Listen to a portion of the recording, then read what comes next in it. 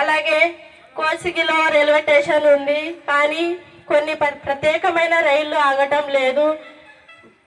అలాగే రాయలసీమ ఎక్స్ప్రెస్ ఇలా కొన్ని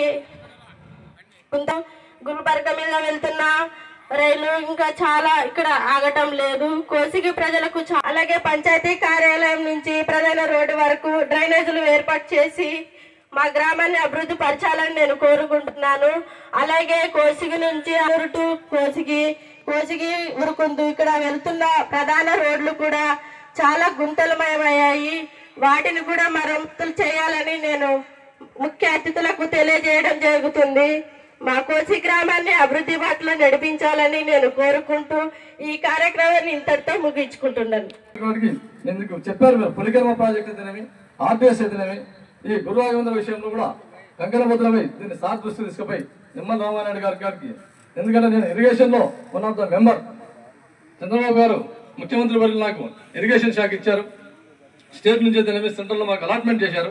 ఆ అనుసంధానంలో భాగంగా ఖచ్చితంగా ఈ కోసిగి ప్రాంతాన్ని సందర్శించే విధంగా నేను చేసి ఈ ప్రాజెక్టులకు కూడా నేను నా వంతు సహకారం ఖచ్చితంగా చేస్తానని చెప్తున్నా. ఎందుకంటే నేను ఏదో మాటలు చెప్పి వెళ్ళిపోతానే మాత్రం పొరపాటు కూడా భావించకండి. ఏదో మాటలు మామూలుగా వస్తారు, మైకి పట్టుకుంటారు, ఊదర పెట్టిపోతారని చెప్పేసి మాత్రం కళలు కూడా అనుకోవద్దని మీరు.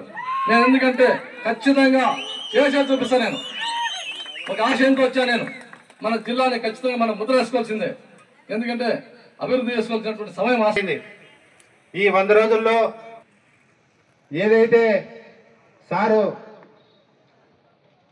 మాట ఇచ్చాడో ఆ మాట ప్రకారంగానే మొట్టమొదటి నెలలో అవ్వాతాతలకు పెన్షన్ 4000 రూపాయలు ఒకే నెలలో పెంచి అవ్వాతాతలు మెప్పు పొందిన నాయకుడు ఎవరైనా ఉండారంటే ఈ రాష్ట్రంలో చంద్రబాబు నాయుడు గారికి దక్కుతుందని చెప్పి తెలియజేసుకుంటున్నా.